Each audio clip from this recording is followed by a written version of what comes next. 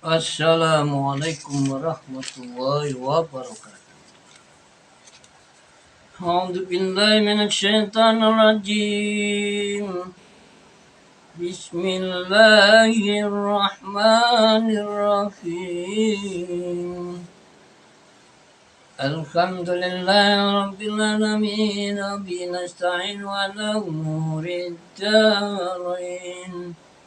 أشهد أن لا إله إلا الله وحده لا شريك له الحكيم وأشهد أن محمدا عبده ورسوله المبعوث رحمة للعالمين ربنا اغفر لي ولوالدي وللمؤمنين يوم يقوم الحساب آمين اللهم صل وسلم وبارك على سيد الأنبياء والمرسلين وعلى آله إلى يوم الدين أما بعد. Para pemirsa yang budiman, izinkanlah saat ini saya yang berada dalam ruang study, ruang belajar Hujratul Ta'allum Kajian Islam Al-Barokah, Dusun Kedung Rukun, Desa Kedung Pring, Kecamatan Balongpanggang, Kabupaten Gresik, Provinsi Jawa Timur, Indonesia. Pada hari ini Jumat tanggal 24 kalau tidak salah ini ya. Saya lihat di komputer. Tanggal 24 Maret tahun 2023 pukul berapa? Pukul 5 lebih 50 menit. Saya akan berbagi tentang asas-asas ilmu tasawuf. Ya, sebagaimana ilmu atau bidang-bidang studi atau prodi, program studi, pelajaran yang lain ada 10. Maka mudah-mudahan pada kesempatan ini saya bisa berbagi 10 poin, 10 hal yang menjadi dasar-dasar ilmu tasawuf. Kita mulai saja. Kitabnya bernama Kifayatul Atqiya wa Minhajul Asfiya.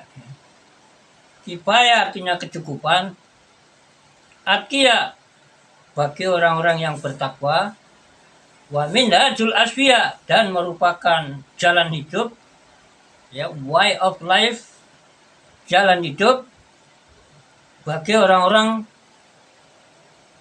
yang pilihan, ya, orang-orang yang sudah diselektif, ya, kualitasnya, orang-orang yang baik. Jadi supaya menjadi orang baik seperti apa nanti di dalam ini cara-cara atau jalan-jalan hidupnya. Ini namanya kitab. Jadi kitab ini bernama Kifayatul Atqiya wa Minhajul Asfiya. Mu'alifnya atau editornya, pengarangnya adalah Syekh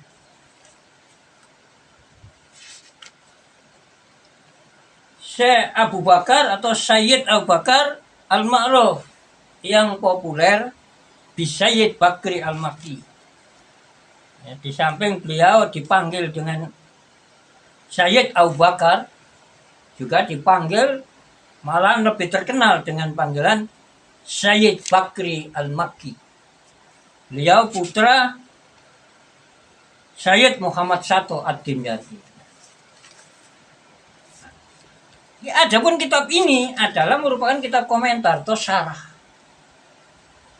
Komentar, ya. Jadi the commentary, ya. Komentar of, ya, terhadap the book, ya, sebuah kitab teks asli, ya. Jadi original text, kitab asli atau matan bahasa Arabnya. Called yang dipanggil, is called yang disebut, dinamakan dengan nama Hidayatul Azkiya wa Minhajul ila Thoriqil Auliya. Jadi panduan atau guide, ya, guidance bagi orang-orang, ya, orang-orang intelek, orang-orang yang cerdas, panduan menuju jalan hidup, ya, way of life of our lover, jalan hidup para orang yang dicintai oleh Allah atau para wali Allah. Ini judulnya kitab. Judul kitab Hidayatul Atqiya ila Thoriqil Auliya. Itu kitab matanya, nanti berupa syairan, berupa syair, ya, semacam pantun gitu, supaya mudah dihafal, tapi sulit dipahami. Karena itu para alim bijak membuat kitab yang dinamakan syarah tadi. Yang syarah karyanya bernama Nasar. Jadi kitab Nasar, bahasa Indonesia prosa, karangan bebas. Tidak ada persamaan bunyi, tidak harus sekian kata dalam satu baris syair itu. Nah, kalau syair terikat, harus ada biasanya terikat. Syair yang dulu-dulu. Misalnya, Alhamdulillahil muwafiqinil ula la hamdan yuwafi birrahul mutakamila. Ya, Le. Karangan bebas ya tidak usah begitu, namanya prosa bahasa Indonesia. Bahasa Arabnya kalam nasr. Kalau syair itu di Indonesia kan syair, sebenarnya syair itu pengarang syair, pengarang pantun, pengarang puisi, itu syair. Tapi di Indonesia diserap syair itu karyanya, karangannya, ya tidak apa-apa. Biar saja kita generasi belakang yang tidak apa-apa. Generasi leluhur kita itu. Jadi bismillahirrahmanirrahim, kita mulai dengan bismillahirrahmanirrahim. Dari awal ya, nanti panjangan waktunya. Kita berusaha kalau bisa tidak sampai 50 menit, sudah 10 poin dari pengantar ilmu tasawuf ini sudah saya bagikan. Makanya harus agak ngebut sedikit. Bismillahirrahmanirrahim. Nah ini kitab aslinya. Bismillahirrahmanirrahim. Terjemahnya begini. Bismillahi seraya sembari mengharapkan pertolongan atau berkah dari Tuhan yang populer atau termasyhur dengan panggilan nama Allah. Itu bismillah. Ar-Rahmani juga nama Ar-Rahman. Ar-Rahmani nama Ar-Rahman, Ar-Rahimi nama Ar-Rahim. Jadi in the name of Allah, the merciful, the most merciful. Cuma bahasa Indonesia, dengan nama Allah yang maha pengasih atau pemurah dan yang maha penyayang. The most merciful. Kalau pengasih lebih berat lagi penyayang. Makanya diberi most. Tingkat perbandingan. Degree of comparison atau comparison degree. Comparison of degree. Diberi tabdil dalam bahasa Arab. Bahasa Inggrisnya degrees of comparison atau comparison degrees. Degrees comparison atau comparison of degree. Tingkat perbandingan. Jadi misalnya baik ditingkatkan, lebih baik, ada lagi tingkatan lagi. Ya, sangat baik atau terbaik. Ini namanya degrees comparison.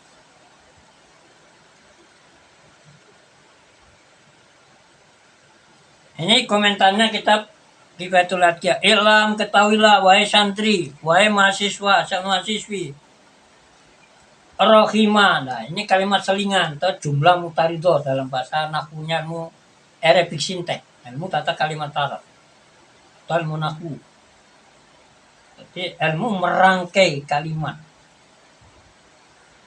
Kalau ilmu membentuk kalimat dalam bahasa Indonesia ilmu tata kata. Bahasa Inggrisnya morfologi.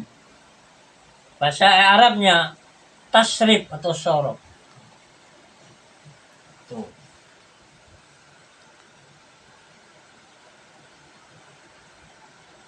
Ini kalimat selingan namanya. Sisipan bahasa Indonesia. Kalau bahasa Arabnya jumlah mutarido. Jadi sebuah kalimat yang apa seolah-olah menghalangi, bukan menghalangi kalau di sini. Ini sisipan. Kalimat tadi beliau akan berkata ilam, ketahuilah. Tapi disisipi sebelum apa yang akan dikatakan disampaikan disisipi dengan doa.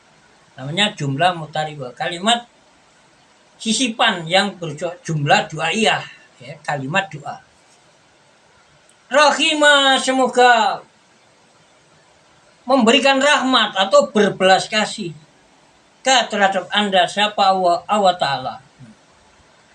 Apa yang ingin disampaikan oleh beliau diberi kata ketahuilah. Ketahuilah, annahu sesungguhnya keadaan adalah yang bagi layak, ya, likuli syari'in bagi tiap pengkaji, orang yang menangani, menyelami sebuah bidang studi. Fifanin di dalam sebuah prodi atau program studi atau sebuah fakultas tertentu, bidang studi tertentu. Apa sayujannya ayat kalaman? Adalah ia mempercakapkan, membahas, membicarakan alal basmalah terhadap pengucapan Bismillahirrahmanirrahim. Jadi sebelum membahas bidang studi, sayujannya seseorang yang menekuni bidang studi tertentu itu mengetahui dulu, membahas dulu terhadap apa-apa yang ada hubungannya dengan Bismillahirrahmanirrahim. Kenapa? Membahas dengan apa? Bima, dengan sesuatu.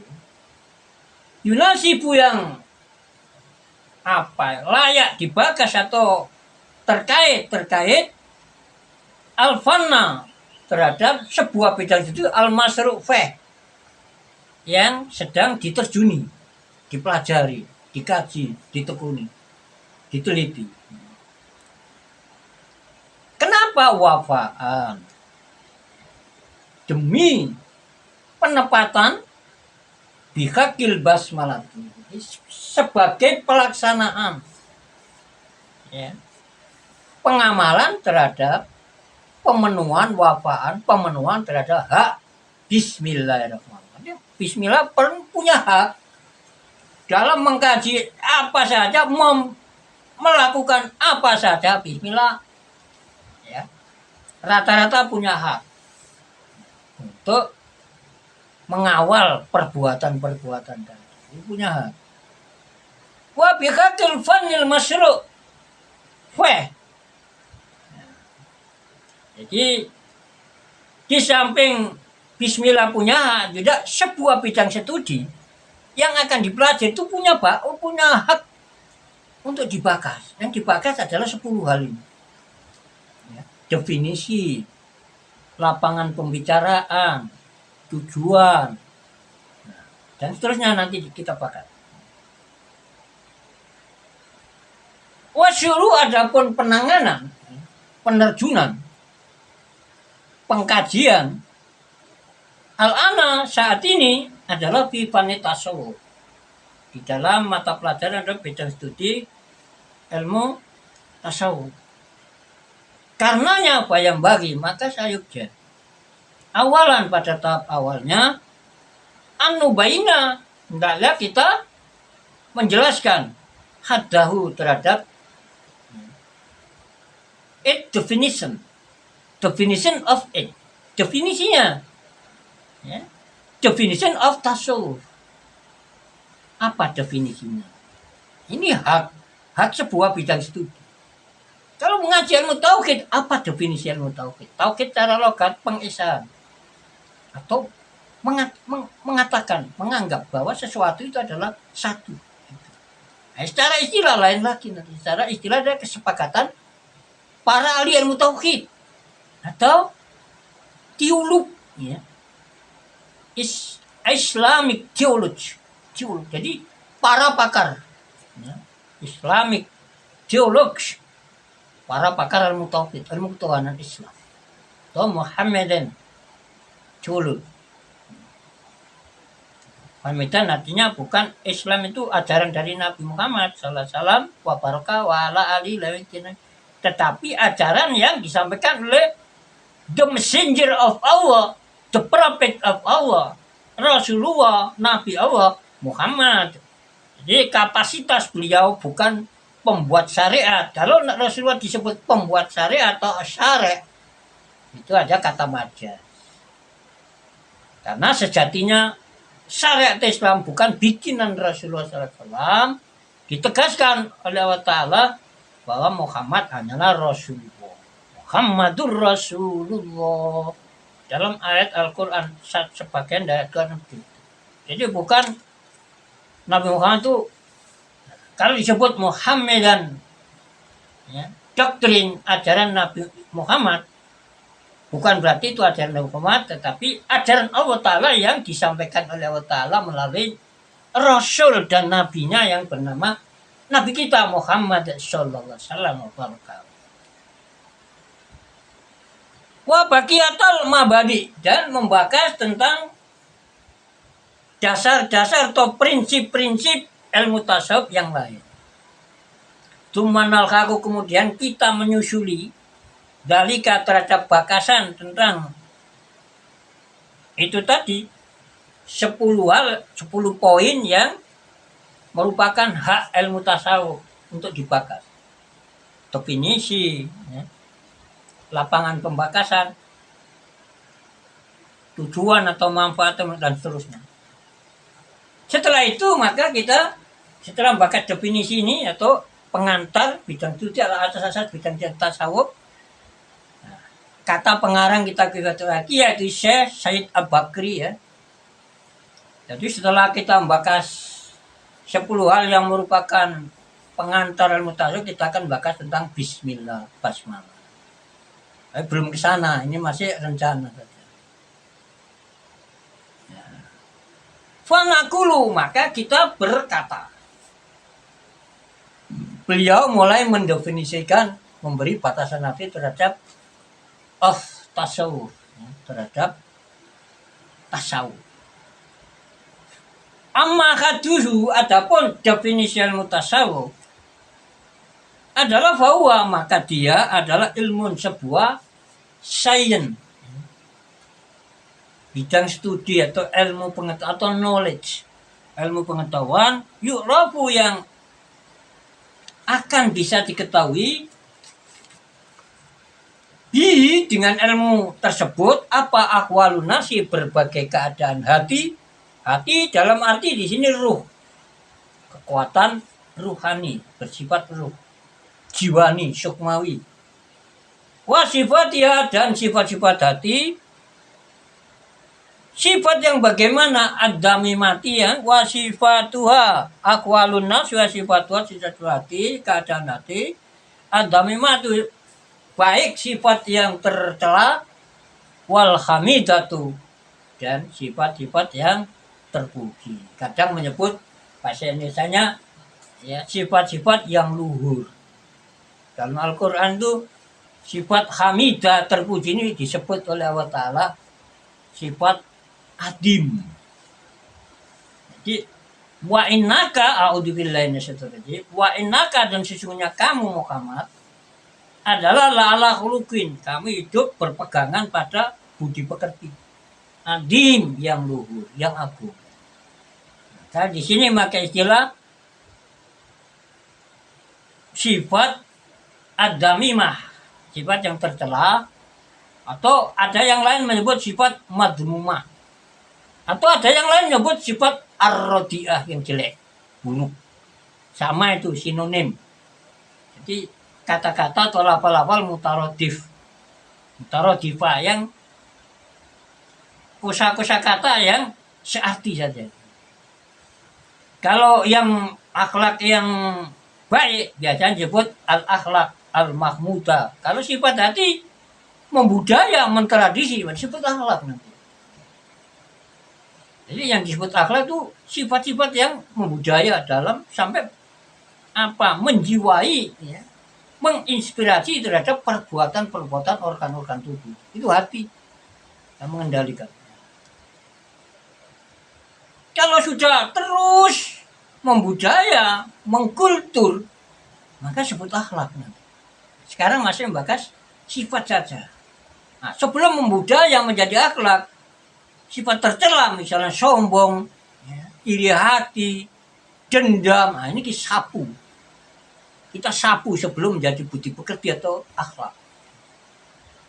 Supaya kita bisa menjauhkan diri dari akhlak tercela, karena semua akhlak tercela membahayakan bagi kita baik di dunia maupun di akhirat, dan sangat berpeluang menghancurkan pahala ibadah. Tidak ada pahalanya kalau kita mempunyai akhlak tercela dan kita biarkan. Makanya kita ketahui dulu sifat hati yang jelek itu kayak apa, wal hamidatu, dan yang baik itu seperti apa. Setelah itu kita akan bisa berusaha membersihkan hati atau meminimalisir, mengurangi sedikit demi sedikit sifat-sifat hati kita yang jelek, kemudian mewarnai, menghiasi hati, artinya belajar menerapkan sifat-sifat hati yang baik tadi, kita terapkan di dalam tingkah laku hati kita yang nanti akan tercermin dalam perbuatan keseharian kita. Jadi definisi ilmu tasawuf adalah sebuah bidang studi yang dengan media perantaraan ilmu tersebut, sifat-sifat hati, baik sifat-sifat terpuji atau sifat tercela atau terpuji, akan bisa diketahui. Itu definisi ilmu tasawuf. Definition of tasawuf science. Definisi ilmu tasawuf yaitu tadi. Ilmun yu'rafu bi ahwalun nafsi wa sifatuha ad-damimatu wal hamidah. Dah, sekarang maudhu. Wa maudhu adapun lapangan pembicaraan, medan kajian ilmu tasawuf adalah bahwa, maka dia medan kajiannya adalah an-nasuhati. Ini sudah 22 menit. Mudah-mudahan setengah jam bisa selesai. Min khaisuma, ditekankan, disoroti dari sesuatu ya ridu yang muncul, ya, secara ketepatan laha bagi hati. Jadi, muncul sifat-sifat yang adanya tidak bersifat pembawaan tapi ketepatan, ya. Misalnya sangat pandai, tampan, ya. Ini hanya ketepatan. Karena apa? Tidak semua manusia itu ketepatan. Tapi kalau diberi akal, itu sifat pembawaan manusia. Semua diberi akal. Pada dasarnya begitu. Itu sifat pembawaan. Namanya sifat-sifat substansial atau esensial. Tetapi kalau tampan, cerdas, giat, malas, ini sifat-sifat aksidental. Ini jangan sampai melekat, jangan sampai kita biarkan sehingga mengkultur, membudaya, yang sehingga bisa disebut akhlak. Jangan sampai ke sana, maka diharapkan sifat-sifat yang tumbuh ini, yang nilainya dan nilai negatif, kita ketahui juga yang positif. Untuk kita terapkan sedikit demi sedikit. Kita belajar menerapkannya ke dalam tingkah laku hati kita. Jadi kita masih membahas hati, tetapi hati dari sisi-sisi sifat-sifat aksidental, sifat-sifat yang adanya hanya ketepatan. Artinya tidak semua manusia punya sifat itu. Misalnya dengki. Ya tidak semua manusia. Ada manusia yang tidak dengki, tidak iri hati. ada orang yang serakah, ada juga manusia yang qanaah, menerima apa yang ada. Jadi mensyukuri apa yang sudah Allah Ta'ala bagikan. Ini namanya sifat-sifat aksidental yang bersifat kebetulan adanya. Ada orang itu cerdas, ada yang tidak cerdas, ada yang lemah, ada yang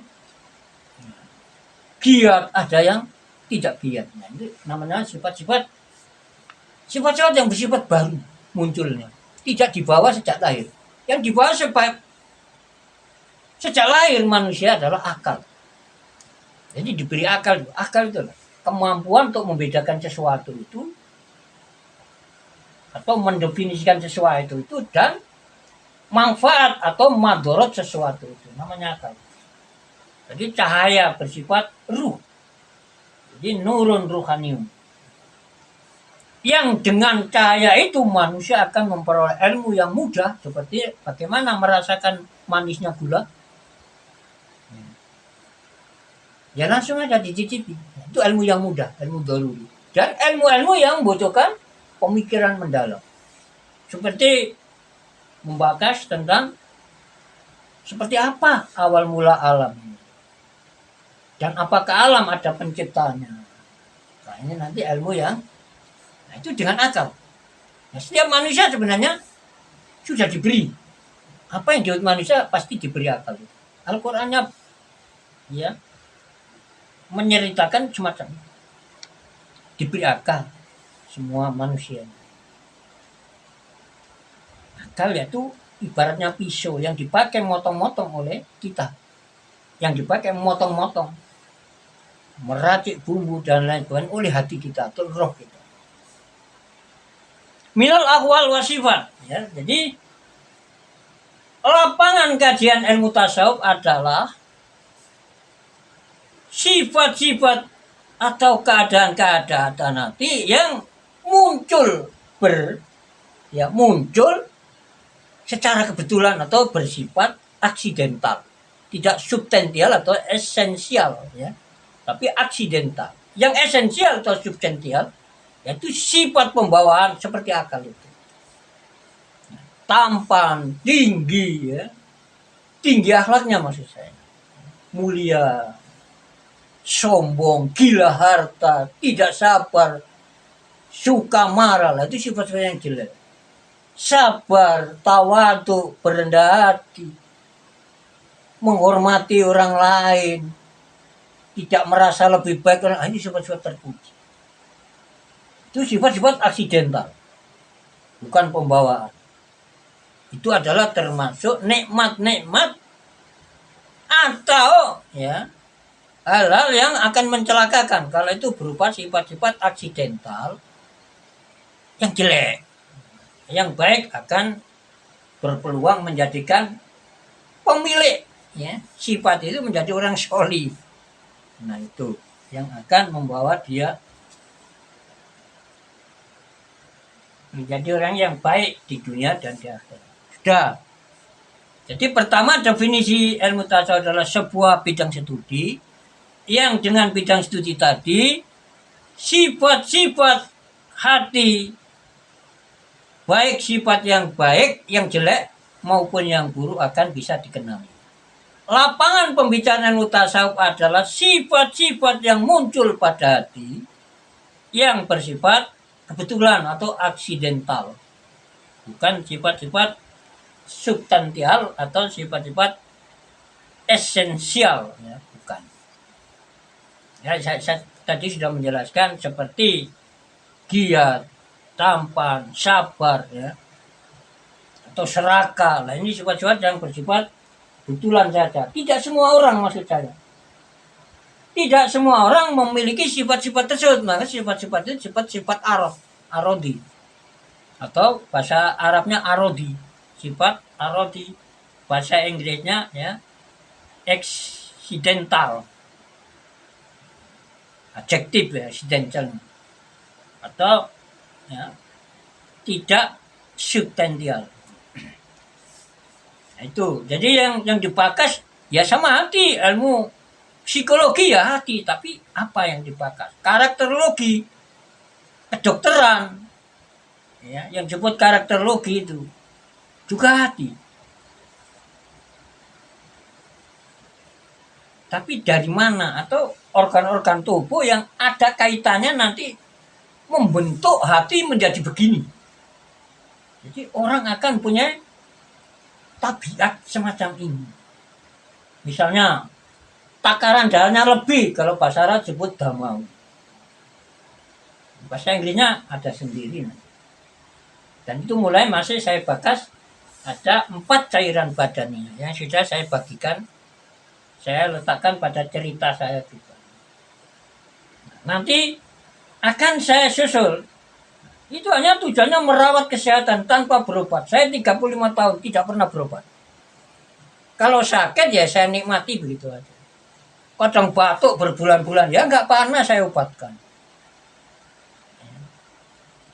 Hanya saya belajar kalau makan minum, saya belajar sambil supaya ada catatan amal sunnah. Maka karena menurut Bapak ilmu kedokteran, Bapak Hippocrates Yunani yang hidup sebelum saya sekitar abad 4 atau tahun 400 berapa sampai 300 berapa. Beliau mengatakan, kan konon ini ya. Saya belum baca bukunya yang asli Yunani nggak bisa. Biasanya saya membaca lewat buku-buku tulisan berbahasa Arab. Seperti Ar-Rahmah fi Tibbi wal Hikmah karya ya, pengarang produktif Islam yang bernama Syekh Abu Bakar Asyuyuti. Beliau mengarang bermacam-macam judul kitab atau tema sampai 600-an, konon begitu. 600 kitab. Luar biasa. Padahal mungkin usianya nggak sampai 100. Nah, saya ini udah 64. Satu saja belum mengarang kitab. Jemaah satu aja belum ada yang selesai. Nah, ini bagaimana ini? Maka harus mengejar waktu. Makanya paling tidak saya siang malam di Facebook. Dan saya berusaha tiap hari minimal 1 video. Sekarang sudah berapa menit? 32 menit. Saya kebut aja. Wa amma samaratu, adapun buah dari ilmu tasawuf adalah tujuan yang ingin dicapai. Faya, maka dia adalah at-tawassul, supaya tersampai. Diubi dengan memakai media ilmu tasawuf tadi ila tahliyatil qalbi, untuk pembersihan hati. Anil ayar, dari hal-hal yang berubah-ubah ya, dari keduniaan.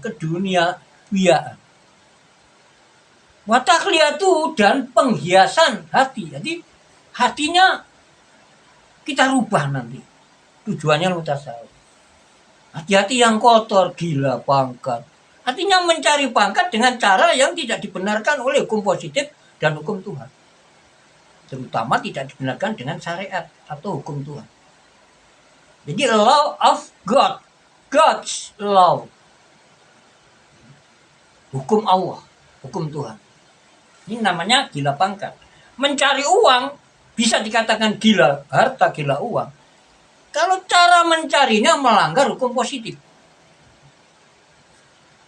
Misalnya orang berperang melawan penjahat, atau katakan saja melawan teroris. Terus terorisnya misalnya terbunuh. Terus uangnya diambil, tidak diserahkan kepada negara. Mungkin itu termasuk pelanggaran. Maka itu harus dihindari, kan itu namanya gila harta.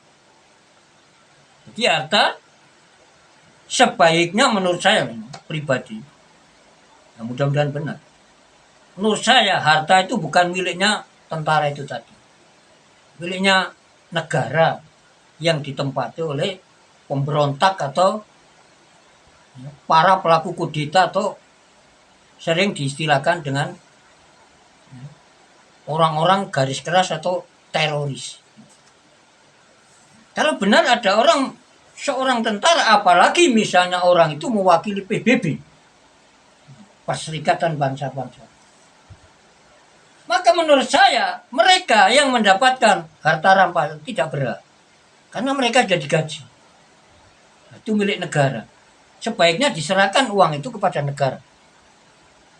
bukan dimiliki oleh individu, personel dari perwira atau tentara rendahan, Mas ya. Membantu itu saja sudah dosa itu, sudah termasuk gila harta. Atau supaya dicintai oleh wanita, karena mungkin tentaranya wanita, itu sudah gila wanita itu. Nah, itu sifat hati yang tidak baik, yang sudah tercemin dalam organ-organ tubuh.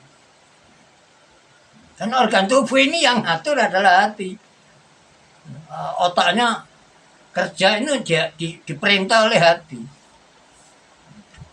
Nah, makanya di mana-mana kita dihadapkan dengan sifat-sifat hati yang tercela, juga sifat-sifat yang terpuji. Bagaimana? Ya tidak mau membantu. Walaupun yang mendapatkan uang itu adalah orang yang sangat dicintai. Ya dengan bermacam-macam alasan bagaimana supaya dia tidak dongkol atau tidak marah-marah. Karena ketika marah-marah diberi nasihat yang baik sulit kadang itu. Itu uang haram. Miss, Nona, jauhilah. Enggak, ini uang berkah. Gitu kadang ini. Nah, itu loh. Tentara cantik-cantik, muda-muda, mungkin milik negara adidaya. Itu kan saya menerobos sampai ke sana. Dakwah saya di Facebook mulai tahun 2012. Jadi teman saya wanita itu banyak sekali. Dari kalangan. Nah, yang saya khawatirkan kan dosa tidak karu-karuan nanti. Ke Facebook mau cari ampunan, alat untuk mencari ampunan Allah Ta'ala dan mencari atau menjarah catatan amal soleh, malah ya terjeblos karena tidak bisa sabar. Kalau sabar bagaimana? Walaupun orang yang jadi tentara itu misalnya cantik sekali dan pandai merayu, sehingga banyak teroris mungkin yang bisa terjebak. Saya tidak boleh. Ini tetap harus belajar sabar. Walaupun misalnya saya menyintai orang itu misalnya, saya tidak boleh mengikuti ajaannya itu. Karena bagaimanapun tetap haram menurut saya itu. Jangankan uang yang begitu, sumbangan dari pemerintah saja. Melalui saya minta lewat proposal, saya tidak mau, untuk haram. Menurut Imam Al-Ghazali. Makruh menurut Imam An-Nawawi. Saya pernah baca kitabnya. Itu. Perlunya ngaji begitu supaya kita akan bisa belajar menjadi organ-organ tubuh kita ya dipelihara oleh Allah Ta'ala dari maksiat, hati kita juga terpelihara dari sesuatu tercela. Nah, itu namanya gila harta. Ya, menurut saya itu, apalagi kalau negaranya misalnya di Syria, adalah kena gempa. Nah, itu uang rakyat itu. Kalau tidak diserahkan, terpaksa misalnya tidak sempat menyerahkan kepada pemerintahan atau presiden dan yang lain, ya diserahkan langsung. Apa dilempar-lempar dengan kantong dimasukkan rumah-rumah, nah gitu. Tidak dimiliki pribadi. Kalau milik pribadi, saya menduga itu bisa haram milik rakyat. Apalagi kena musibah, misalnya seandainya itu kejadiannya di Suriah. Saya ini muridnya ulama Suriah yang banyak. Imam Nawawi juga Suriah. Yang ngarang kitab Akhyar, jadi Ad-Dimashqi ya. Orang atau warga Damaskus, Suriah. Bagaimana kalau kita tidak menjaga Suriah ini? Nah, juga apabila ada seorang tentara yang mewakili PBB untuk menjaga perdamaian dan melawan teror di negara Timur Tengah, misalnya Irak, Afghanistan, Yaman, atau bahkan di Indonesia, melakukan hal semacam itu, maka apabila saya mendukung, saya ini menghancurkan negara saya sendiri, NKRI. Karena oknum tersebut adalah mewakili PBB. Kalau tidak salah begitu. Konon begitulah. Konon itu ya. Tidak bisa diusut konon. Saya hanya menurut kabar angin. Walaupun kabar itu tidak angin. penyampaiannya harus begitu, tidak repot-repot mempertanggungjawabkan. Karena habis waktunya, nggak jadi berbagi di Facebook dan YouTube. Nah, YouTube saya sudah ada video yang belum saya revisi ya, mungkin masih banyak yang direvisi. Ini nanti kalau jadi video ini maka 140. Dan saya akan berusaha minimal 1 video tiap hari. Dan insya Allah nanti paling banyak di YouTube video saya. Kalau di Facebook insya Allah saya lah orang yang paling banyak waktunya untuk berbagi. Insya Allah sedunia ini. Tidak ada orang yang berbagi di Facebook kayak saya siang malam. Tapi alhamdulillah, puji Tuhan. Menurut agama lain mungkin puji Tuhan. Menurut saya alhamdulillah. All praises be to Allah. Segala puji bagi Allah. Dia ada all-nya. Terjemahnya tidak bisa praise be to Allah. Karena al di sini artinya adalah al jinsi. Kalimat yang mengandung beberapa hal isinya.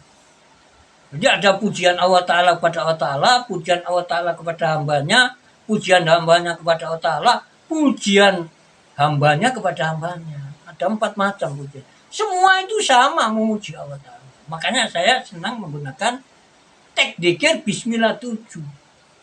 Dan menurut keyakinan saya sampai sekarang, saya belum bisa dijatuhkan oleh iblis manapun, oleh setan manapun. Berkat mengamalkan teks doa yang hanya berupa pujian. Karena ada sebuah hadis, kalau tidak salah hadis Hasan.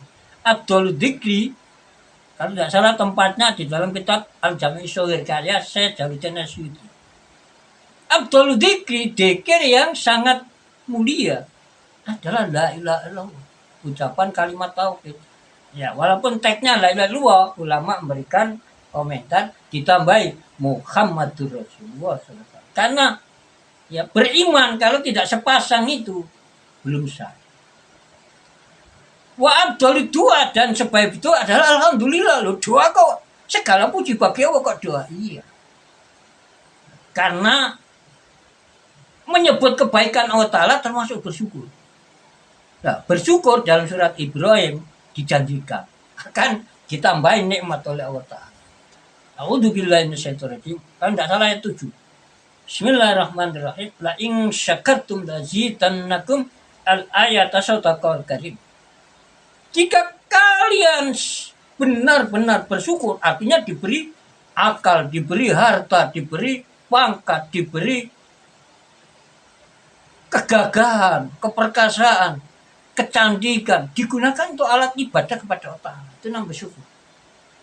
Hartanya mendukung dakwah Islam, hartanya mendukung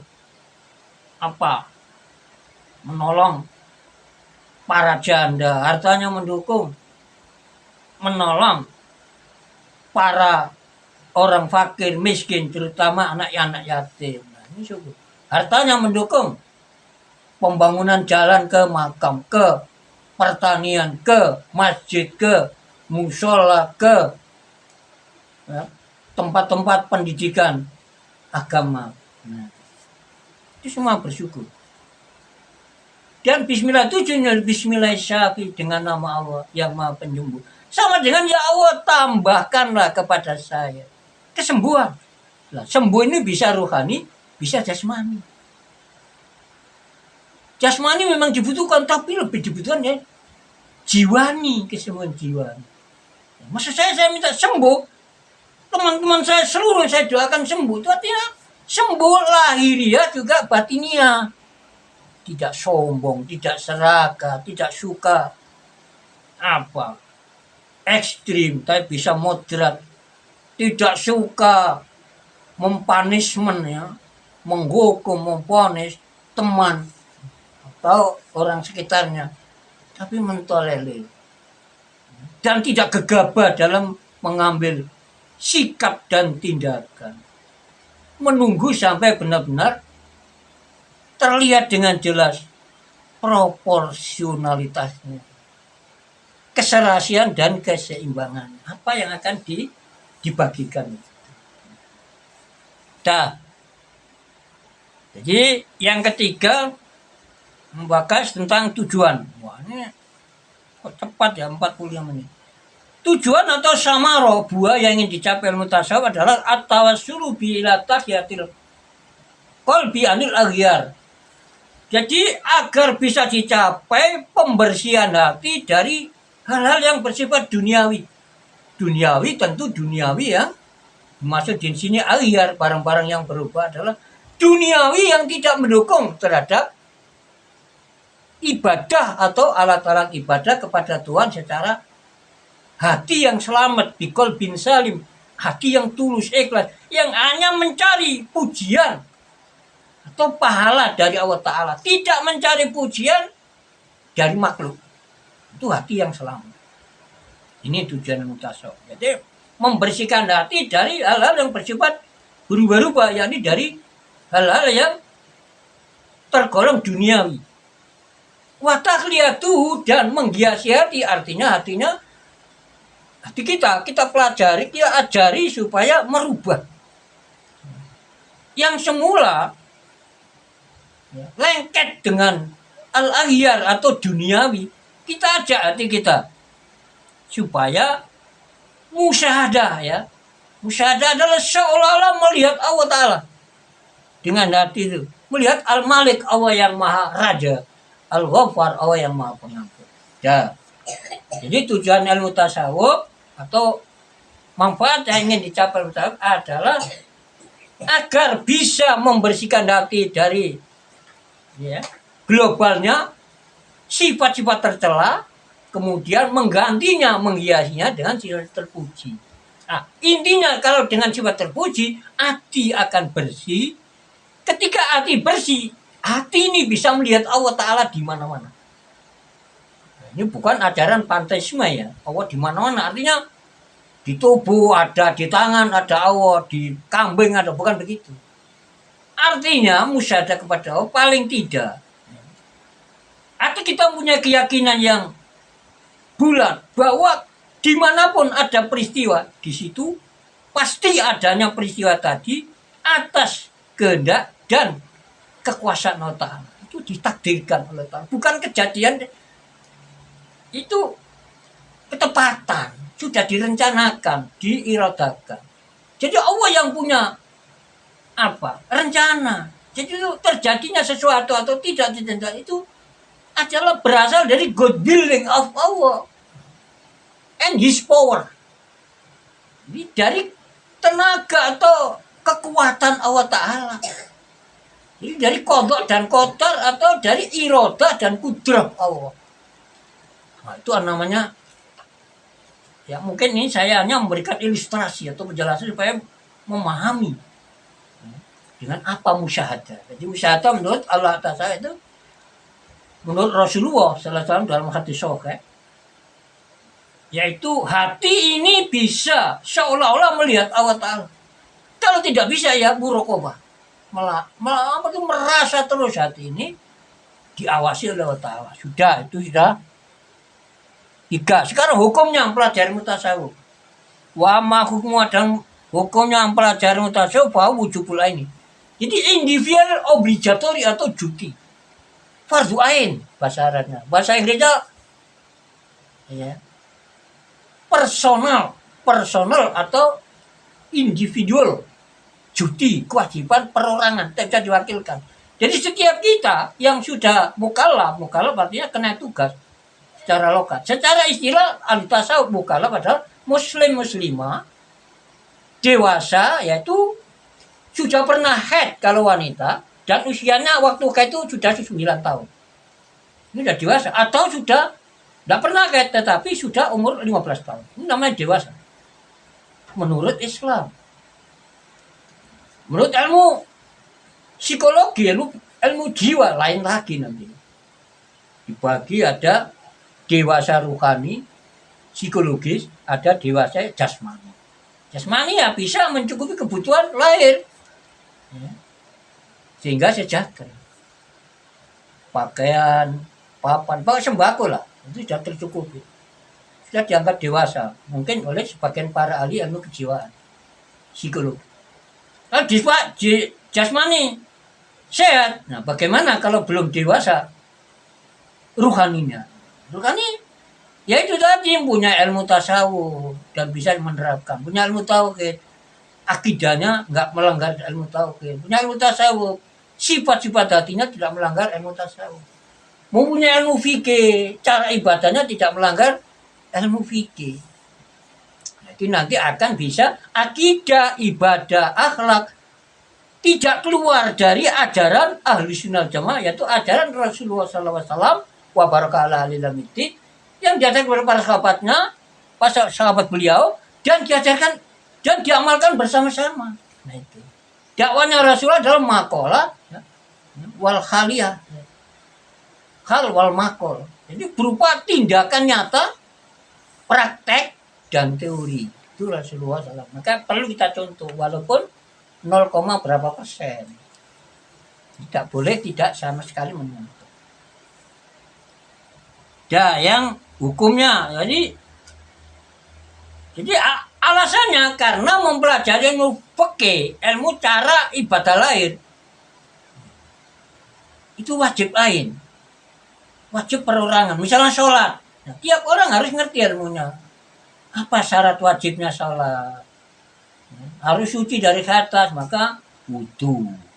Harus suci dari najis. Pakaiannya yang mencuci. Kalau bisa jangan ibu-ibu. Karena itu kewajiban bapak-bapak, suami-suami. Dan tenaganya kurang kuat, dikhawatirkan tidak hanya kurang bersih, tapi kurang suci. Nah, kalau sekarang dijawab, sekarang pakai mesin kok. Mesin cuci. Ya enggak apa-apa, tapi yang penting cara pencuciannya harus belajar kepada ustadz atau yai. Apakah hanya bersih atau sudah bersih dan suci? Yang penting suci. Karena sholat tidak sah, kesucian adalah syarat sahnya sholat. Pakaiannya misalnya kena najis, atau tempatnya kena najis, tubuhnya kena najis, ini tidak sah sholatnya. Jadi walaupun tekun ibadahnya kayak apa, tidak bisa menjadi orang soleh karena tanpa ilmu ibadahnya. Ulama berpendapat jadi al ilmu muqaddamun alal amal. Ilmu teori harus didahulukan sebelum beramal ibadah. Karena akan tersesat kalau tanpa ilmu. Tanpa 3 bidang studi, tidak serangkai bidang studi, maka tidak akan jadi orang soleh. Jadi harus kalau ingin jadi orang soleh, karena kesolehannya adalah nikmat Allah yang nikmat kasbi. Dalam kitab Nurul Dalam. Nikmat yang perlu diupayakan. Karena jalan soleh tidak boleh diam, ya tidak doa, ya tidak mengaji. Tapi harus ya mendoa dan mengaji. 3 serangkai ilmu itu isi pokok ajaran Islam menurut kitab syarat Sahih Muslim karya Imam Nawawi, orang Damaskus, ya, ibu kotanya Suriah. Maka Suriah harus kita jaga dari hal-hal yang merugikan warga negara Suriah, terutama ya penguasa dan rakyatnya. Kita jaga dengan apa saja yang kita mampu. Kita sampaikan, jangan ada yang merugikan. Begitu juga dunia yang lain juga kita jaga. Kita sangat berpeluang mampu kok dengan Facebook dan YouTube atau dengan WA, dengan Instagram dan lain-lain lah. Medsos dunia maya sangat berpotensi untuk bisa menjaga dunia, tapi sangat berpotensi untuk merusak dunia. Karena setan kerja keras, kita sebagai tentara-tentara Tuhan juga harus lebih giat dari setan. Nah, karena itu maka mulai tahun 2012, insya Allah sedunia ini tidak ada orang yang paling lama di Facebook kecuali saya. Siang malam di Facebook. Ya dibiarkan aja dibilang cari janda, cari gadis, ya enggak apa-apa. Wong boleh lah beristri 4 kok. Nah, itu kalau saya mungkin bakat, tapi saya belum bertemu, satu ya belum bertemu.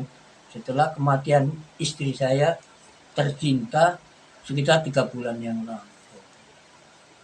Ya enggak apa-apa. Dibilang apa, yang penting nomor 1 tujuan kita adalah hijrah. menghijrahkan diri, memindahkan diri dari kejelekan ke arah kebaikan. Soal ada bonus wanita dan lain sebagainya, itu hanya bonus saja. Ada pahala surga, bonus saja. Yang penting adalah tujuan manusia ciptaan itu ibadah.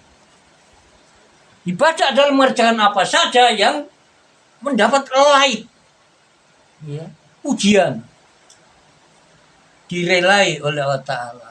Ibadah atau sesuatu itu tidak akan direlai oleh Allah Ta'ala, kecuali sesuai dengan apa yang pernah diajarkan dan dikerjakan oleh Rasulullah SAW beberapa kali bersama para sahabat radhiyallahu anhu. Apa itu? Yaitu hal-hal yang ditangani secara khusus oleh para ahli tauhid di bidang ideologi atau akidah, keimanan. Bidang ibadah lain ditangani oleh para Muslim lawyer, Islamic lawyers, para pakar hukum Islam, para sarjana hukum Islam. Nanti ilmu tasawuf ini juga akan merusak ibadah kalau tidak diketahui. Maka kalau ingin ibadah butuh ilmu tasawuf yang ditangani oleh para ahli ma'rifat, para orang arif atau al-arif billah, tokoh-tokoh ilmu tasawuf, disebut al-arifin.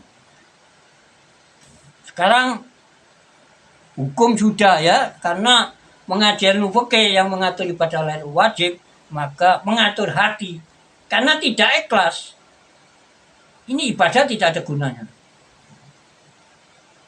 Ibadah tapi sering iri hati itu bisa hilang pahalanya.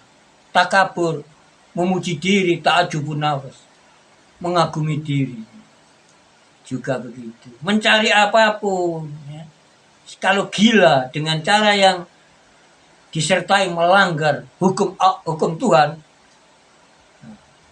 ini adalah termasuk cinta yang melebihi batas ekstrim, ya, cinta lebih. Ini dilarang oleh agama. Yang baik bagaimana? Mencari harta atau kedudukan atau wanita tetap dengan cara yang tidak melanggar hukum-hukum Tuhan. Nah, kalau bisa juga tidak melanggar hukum-hukum positif yang sudah kita sepakati untuk kita tunduki bersama, karena kita sebagai warga negara. Hukum negara lah, hukum positif. Itu agama, itu hukum Tuhan. Wa amma fadluhu, adapun keistimewaan, the virtue of it, the excellency of it, atau excellency of virtue, kelebihan ilmu tasawuf adalah fawa fauqanu alal ulum, ala syairul umum. Ilmu tasawuf adalah statusnya melebihi di atas ilmu-ilmu yang lain. Kok bisa begitu? Nah, ini karena yang membahas pakar-pakar tasawuf. Nanti kalau yang bahas pakar-pakar ilmu tauhid atau Islamic theology, ya ilmu tauhid adalah ilmu, ya enggak apa-apa, biarkan saja. Kita butuh ilmu para beliau. Ya, itu kan iklan, ya. Gampangnya itu iklan, pemberitahuan, iklan itu bahasa Indonesia. Kalau bahasa Arab iklan, itu pemberitahuan. Iklan, sekarang serba iklan sekarang. Saya enggak pakai iklan, ya, berjalan apa adanya, berjalan belajar alami saja, seperti pertumbuhan dan perjalanan matahari atau bulan saja, enteng di dalam hati, insya Allah. Alam, tidak usah tergesa-gesa. Sekarang kita kalau hanyut oleh lingkungan, apalagi media sosial maya, maka kita akan hanyut. Kita akan hanyut, serba tergesa. Padahal tergesa-gesa itu akan merusak berbagai program atau rencana kita. Jadi keistimewaan adalah melebihi ilmu-ilmu lain. Ditinjau dari mana itu? Min jimnati anau yusiru ila maduki. Dengan apa? Meninjau dari sudut di mana ilmu tasawuf akan membuat, ya, kita bisa membersihkan akhlak yang tercela tadi, sehingga menyusuli dengan akhlak-akhlak dan menyusuli dengan sifat-sifat yang baik, yang tidak terpuji diganti yang baik, sehingga ada peluang bisa musyahadah, bisa melihat Allah ya, sebagai raja para raja yang maha pengampun dengan mata hati.